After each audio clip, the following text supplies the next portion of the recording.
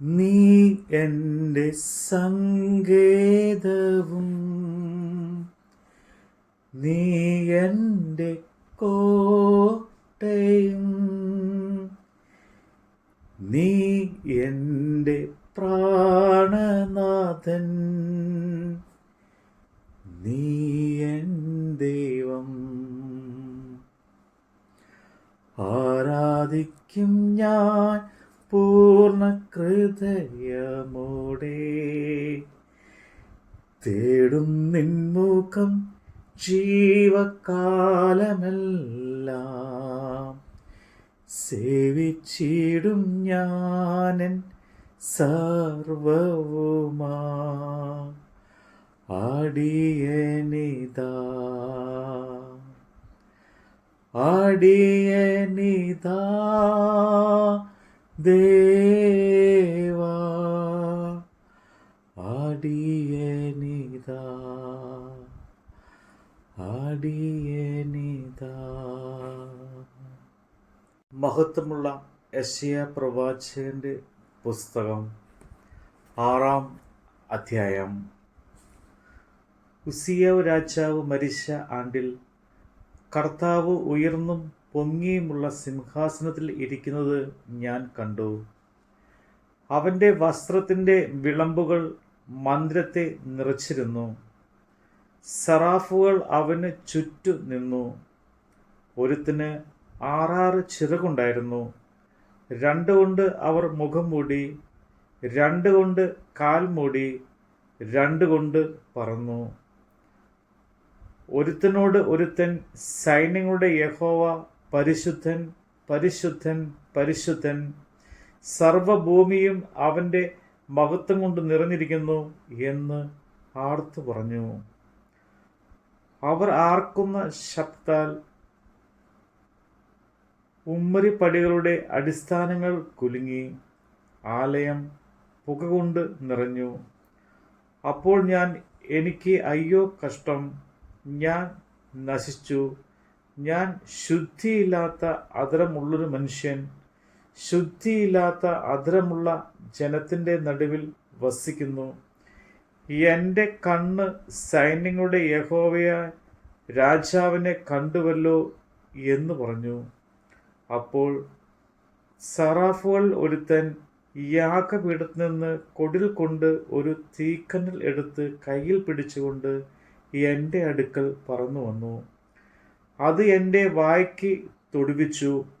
ഇതാ, ഇത് നിന്റെ അധരങ്ങളെ തൊട്ടതിനാൽ നിന്റെ അകൃത്യം നീങ്ങി, നിന്റെ പാപത്തിൻ്റെ പരിഹാരം വന്നിരിക്കുന്നു എന്ന് പറഞ്ഞു. അനന്തരം ഞാൻ, ആരെ അയക്കേണ്ടു, ആർ നമുക്ക് വേണ്ടി പോകും എന്ന് ചോദിക്കുന്ന കർത്താവിൻ്റെ ശബ്ദം കേട്ടിട്ട്, അടിയനിതാ, അടിയനെ അയക്കണമേ എന്ന് ഞാൻ പറഞ്ഞു.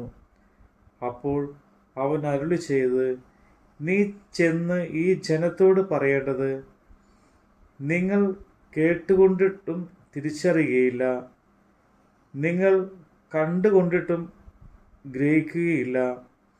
ഈ ജനം കണ്ണുകൊണ്ട് കാണുകയോ ചെവി കൊണ്ട് കേൾക്കുകയോ ഹൃദയം കൊണ്ട് ഗ്രഹിക്കുകയോ മനസ്സ് നിറഞ്ഞ് സൗഖ്യം പ്രാപിക്കുകയോ ചെയ്യാതെ ഇരിക്കേണ്ടതിന് നീ അവരുടെ ഹൃദയം തടുപ്പിക്കുകയും അവരുടെ ചെവി മന്ദമാക്കുകയും അവരുടെ കണ്ണ് അടച്ചു കളയുകയും ചെയ്യുക. കർത്താവേ, എത്രത്തോളം എന്ന് ഞാൻ ചോദിച്ചതിന് അവൻ, പട്ടണങ്ങൾ നിവാസങ്ങളില്ലാതാകുകയും വീടുകൾ ആളില്ലാതെയും ശൂന്യമായി ദേശം തീരെ പാഴായി പോവുകയും യഹോവ മനുഷ്യരെ ദൂരത്ത് അകറ്റിയിട്ട് ദേശത്തിൻ്റെ നടുവിൽ വലിയൊരു നിർജ്ജന പ്രദേശം ഉണ്ടാക്കുകയും ചെയ്യുവോളം തന്നെ എന്ന് ഉത്തരം പറഞ്ഞു. അതിന് 1 ദശാംശമെങ്കിലും ശേഷിച്ചാൽ അത് വീണ്ടും നാശത്തിന് ഇരയായി തീരും. എങ്കിലും കരിമരവും കരുവേലവും വെട്ടിയിട്ടാൽ അവയുടെ കുറ്റി ശേഷിക്കുന്ന പോലെ വിശുദ്ധ സന്തതി ഒരു കുറ്റിയായി ശേഷിക്കും.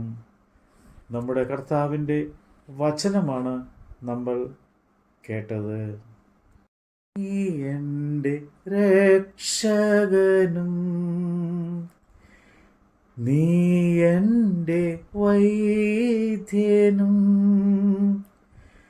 നീ എൻ്റെ ആലംബവും നീ എൻ ദൈവം. ആരാധിക്കും ഞാൻ പൂർണ്ണ ഹൃദയമോടെ, തേടും നിൻമുഖം ജീവകാലമെല്ലാം, സേവിച്ചിടും ഞാനൻ സർവവുമാ. അടിയനിതാ